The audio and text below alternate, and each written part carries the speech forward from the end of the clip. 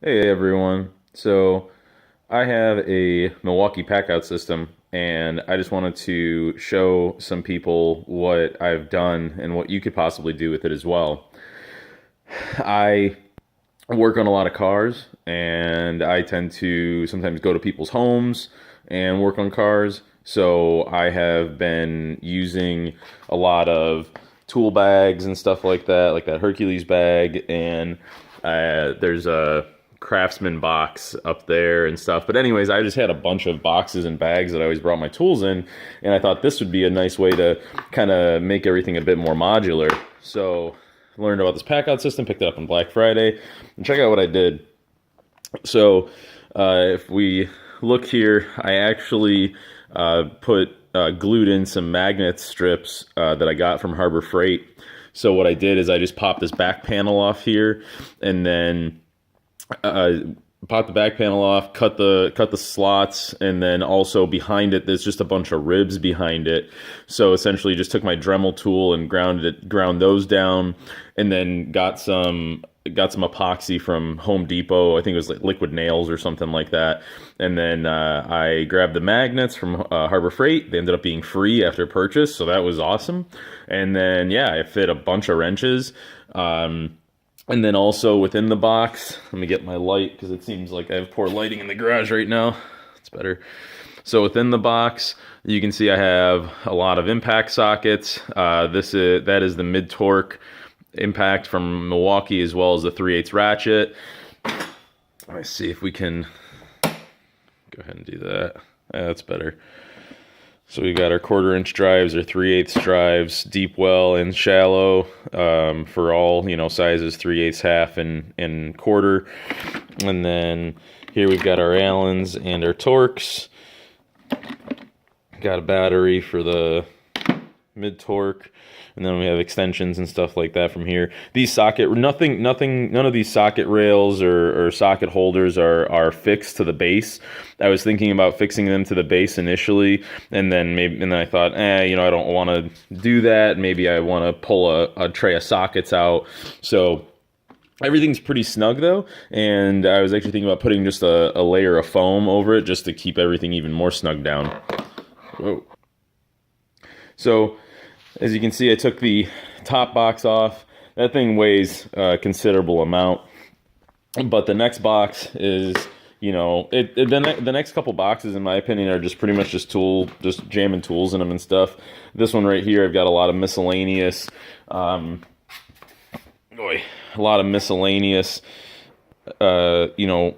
wrenches, wrenches, channel locks, picks, drill bits, just miscellaneous stuff.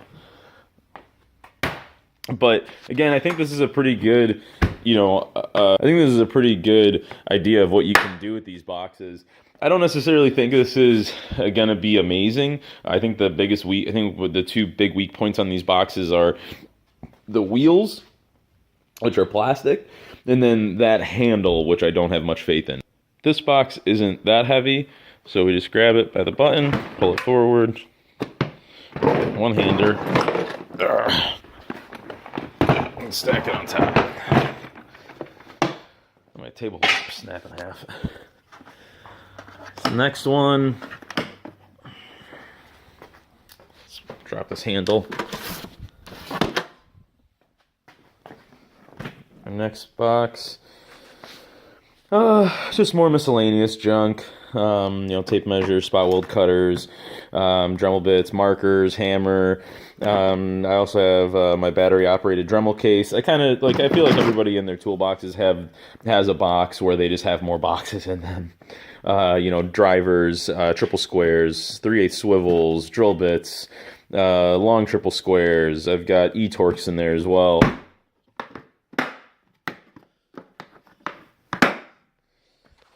And then the bottom is my electrical, marked EL. And then in that box down there, I have pretty much all my battery operated items. Most of them, I should say. So like a lot of my impacts and all that other good stuff. So let's just pop this guy off. All the boxes get lighter as I go down, which is nice. A electrical is the best. It's the lightest, that's why it's the best. This is something I don't like about the handle in the back. Even if it's retracted all the way down and you have this short box down here, you can't actually lift it all the way up, which is a huge bummer in my opinion. But, so I've got, crimp connections and shrink tube, and then fuses. I've got my amp clamp and my digital multimeter. There's a test light and a pair of needle nose in there, some electrical tape.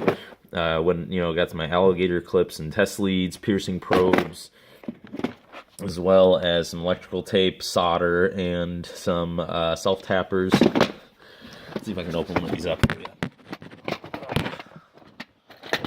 Just to give you guys an idea. There's just a light so you can see a little bit better. There's some old school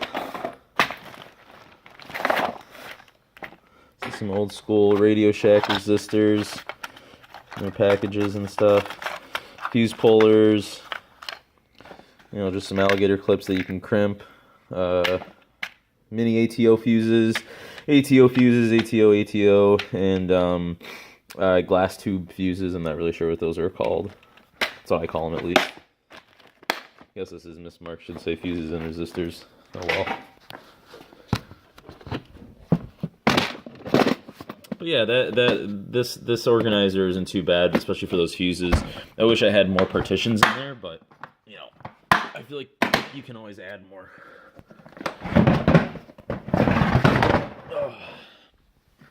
And last but not least, where all the impacts live. Now this part you can't lift all the way up. Let's get the light for this. Maybe I can stick it. Yeah, look at that. Right on top of the welding gas tank. Perfect lighting. This Harbor Freight light isn't too bad. Essentially, I've dropped it a couple times, did break the top light, but the thing that is really bad in them is the, I think it's an 18650 cell, lithium ion cell. Those tend to go bad really fast, and I don't know if anyone else has had this issue, but I own 2 of these lights, and this happened. So this is the last of the box. We've got some, Milwaukee 2.0 amp hour batteries, the 12 volt system, got the 6, got my grinder handle, some Sawzall blades in this tray, and lo and behold, a bunch of Ryobi tools. I like my Ryobi tools as well as I like Milwaukee. Kind of cheap. I'm not a contractor or nothing, but there's certain things that Ryobi makes and certain things that Milwaukee makes that I like. And the thing that I like about the Ryobi stuff is that it's cheap and it works for me. And there's certain items that Ryobi does not make that Milwaukee makes, like nice compact impacts. Compact size impact drivers that Ryobi just doesn't have. Yeah, I got the tire inflator, the brushless grinder, got a light. There's also the Gen 3 hammer drill in there. I have the 1400 foot-pound half-inch impact, as well as the quarter-inch Gen 3 impact driver.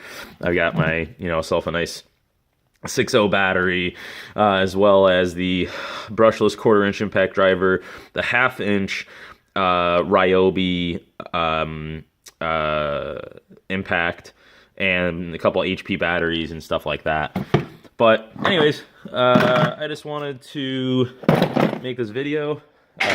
Whoa!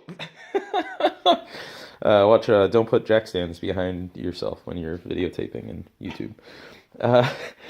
But I just wanted to make this video. I haven't really seen too many, cool things, in my opinion. A lot of people end up using these, that Kaizen foam stuff that, they lay their boxes with, and then they just, very nicely and neatly organize all their things inside of it. I don't see anybody really just like packing tools inside of them like this. Now, I don't know, I know the maximum weight, I think, of this thing is supposed to be 250 pounds. I know that these slim packouts are supposed to be 75 pounds. I don't know what the one below it is, but that's another reason why you might want to choose this, is just because if you have a lot of junk, and you got heavy stuff, this might work better for you. But I'm still really interested to know how well these wheels, the wheels are going to hold up in the junkyard. because I don't think they're going to hold up at all. I think it's the first big rock I hit in the junkyard. Those things are going to tear right apart. So I don't know. Tell me what you think, guys. Do you know anyone who has done anything neat with their Milwaukee box? I'd love to know. And if you know a mobile mechanic type guy, or a guy that just does a lot of mobile car repair or small engine repair, that this might be interesting to, share this video to them. Thanks, and have a great day. Bye.